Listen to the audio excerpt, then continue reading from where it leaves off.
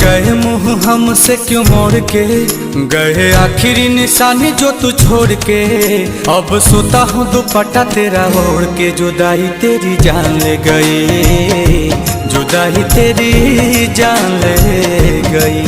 तुझे देखता हूँ साथ किसी और के, देखता हूँ साथ किसी और के, याद आती है पुराने उस दौर के। अब सोता हूँ दुपट्टा तेरा ओढ़ के, जुदाई तेरी जान ले गई, जुदाई तेरी जान ले गई। जब देखता हूँ साथ किसी और के।